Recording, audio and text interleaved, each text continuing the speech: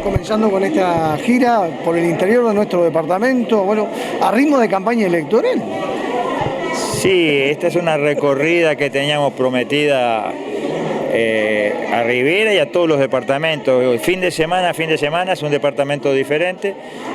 La idea es rendirle cuentas a la gente de qué es lo que estamos haciendo en los distintos ámbitos en los que está actuando gente de Cabildo Abierto, principalmente en el ámbito legislativo, pero también lo que se actúa a nivel de los ministerios o de alguna repartición pública. Me acompaña la ministra de Vivienda y Ordenamiento Territorial, que ella también expone o presenta las actividades del ministerio.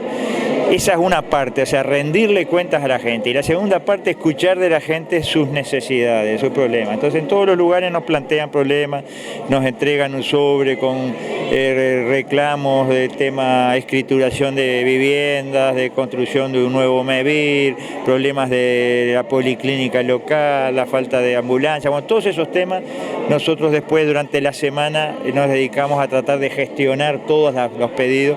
Y esa es la tarea y vamos pueblo a pueblo y sobre todo ahora a las localidades chicas, aquellas localidades en las que no hemos estado en la campaña. No es el caso de Vichadero, pero la mayoría de las que vamos a estar mañana son lugares en los que no hemos estado durante la campaña electoral. O sea que nunca estuvimos hasta ahora porque después vino la pandemia y no pudimos hacer.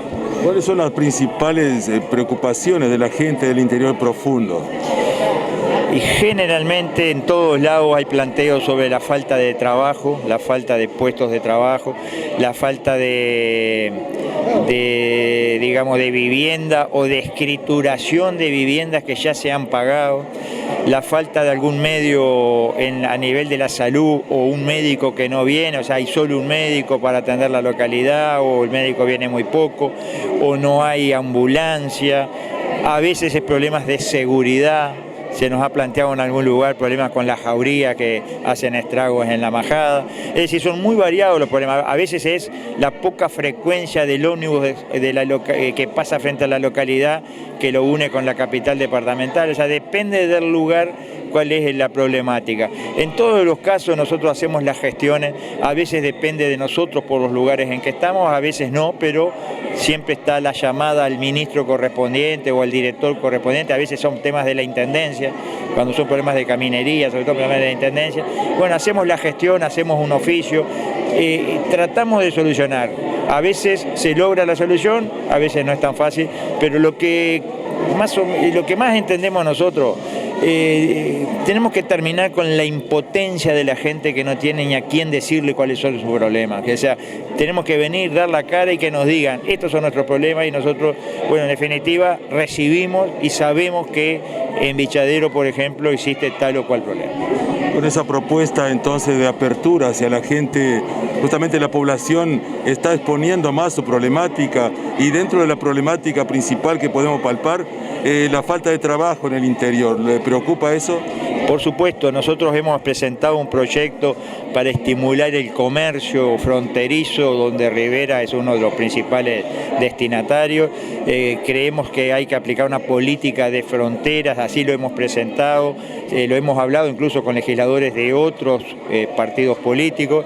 Políticas de frontera que significa exoneraciones tributarias, zonas francas, estímulo a que se instalen en el departamento fronterizo que se trate, en este caso en Rivera, fuentes de trabajo como se instalan en las zonas cercanas a la capital o al aeropuerto o al puerto, bueno, que también haya estímulos fiscales tales, haya exoneraciones, incluso, por qué no decir, los subsidios para que se instalen distintos tipos de emprendimientos. ¿Qué está faltando a eso, senador, para que se concreten esas políticas realmente de frontera que se viene planteando desde campaña electoral? Nosotros lo hemos hablado con la ministra Arbeleche, se está formando una comisión de trabajo en la cual tenemos delegados, digamos, los que estamos propulsando esta idea, y yo creo que va a haber medidas, en un tiempo no muy lejano se van a adoptar las medidas, una vez que pase ahora la instancia de la rendición de cuentas, se está trabajando para que se aplique esa política de precios y para que se apliquen también ciertos estímulos para que se promuevan digamos, instalaciones que generen trabajo en la frontera. Y la problemática de Rivera es la problemática, yo diría, generalizada en todos los departamentos fronterizos del país, donde es mayor el número de desocupación, donde hay más inequidades sociales. Eso es constatable, lo dicen las estadísticas. Bueno, nosotros tenemos que tener un foco puesto en esas soluciones que tanto se reclaman. Bien, senador, entre otros temas, ¿qué lectura hace sobre la apelación al ministro del Interior y la renuncia del ministro de Turismo? Bueno, la interpelación al ministro de Transporte y Obras Públicas de Heber, que hoy es ministro del Interior, se selló, digamos, con una moción que se aprobó, que dio por válidas las explicaciones que dio de la necesidad de invertir en el puerto rápidamente y no perder años en juicios como se venía dando, para que el puerto pueda competir a nivel regional, en la competencia interpuerto. Pero a su vez, nosotros como Cabildo Abierto fuimos críticos en algunos aspectos del acuerdo al que se llegó con la empresa.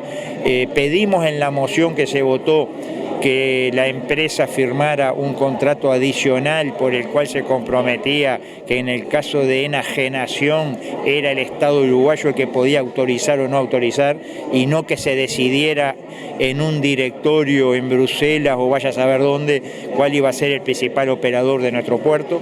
¿Se siente Cabildo Abierto el responsable de darle, una solución a este tema y como que cortar la discusión ahí?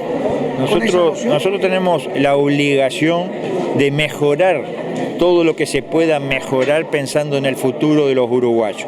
Nosotros creemos que no es bueno que la empresa pueda cambiar de propiedad, digamos, el operador del puerto sin que el Estado uruguayo tenga ni arte ni parte. Eso no es bueno, eso realmente limitar nuestra soberanía.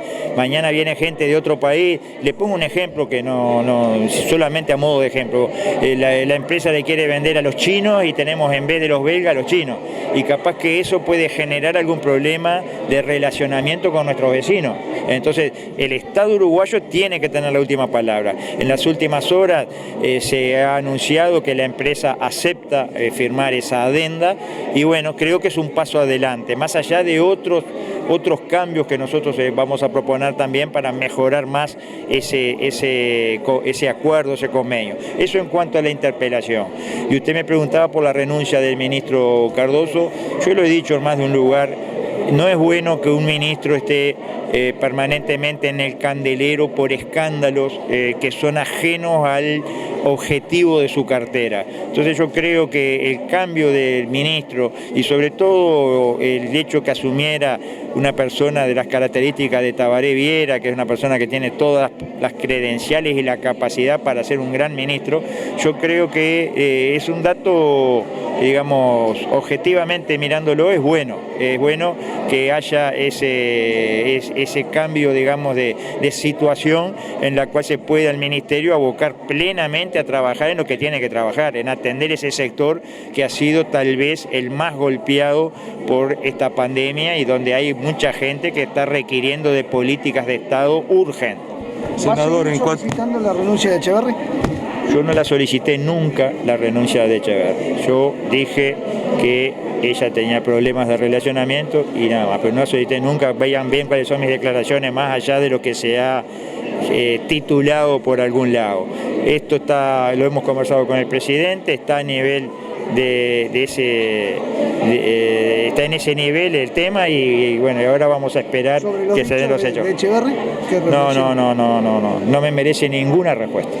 Senador, en cuanto a la ley de urgente consideración, ¿también usted está trabajando en la defensa de la misma, explicándole a la gente los contenidos y porque hay un cierto desconocimiento? Sí, nosotros en estas reuniones, en estas recorridas, aprovechamos para hablar con la gente del tema de la ley de urgente consideración, porque hay mucha confusión, como usted dice. En general la receptividad es buena, la gente está de acuerdo con que se mantenga en nuestro ordenamiento jurídico esos 135 artículos que solo traen beneficios a la gente y ningún perjuicio, al menos comprobado hasta el día de hoy, después de más de un año y pico de vigencia. Bueno, muchas gracias. Bueno, gracias a ustedes y a las órdenes. Bueno.